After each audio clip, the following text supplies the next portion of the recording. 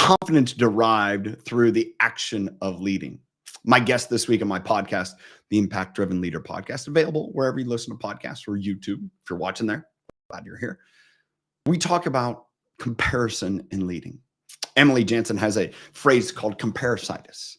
Means the fact that the disease of comparing constantly with others. One facet that I have learned, and Emily points out, let me get this little white piece, I don't know what that is, fuzz off my shirt.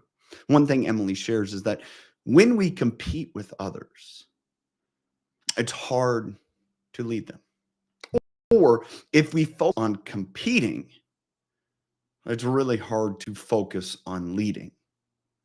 At times they're analogous. One thing I see in business, oftentimes, I was actually talking to someone earlier this year, and they shared how the manager of their business unit was also a salesperson within their business unit.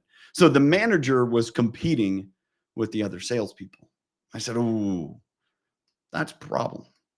That's troublesome," because when you do that, when you focus on competing, in other words, how can I get the business? How can I get the business for our business? It's really hard to focus on how do I lead? Meaning in this case, how do I help everyone accomplish the best they can? If I'm competing for my revenue, if I'm competing for my bonuses with other people that are in the sales sector, how can I focus on leading them?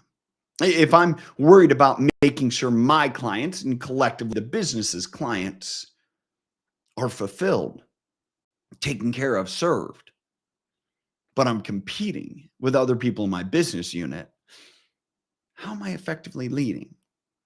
That really is the crux of the thought. And one thing I find, and kind of tying into this whole confidence situation, if we're competing with our leader, man, our confidence is going to be weary.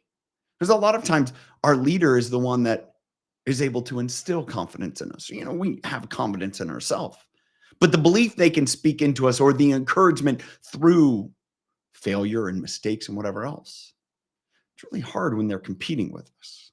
I'll even go to the extent of this. It's impossible to lead people you compete with. And that's a big shift from those peak performers that move into a leadership role. Too often they're leading the people they used to compete with, and that relationship is still established. I am going to beat you. Competition is great. Competition drives the best of us.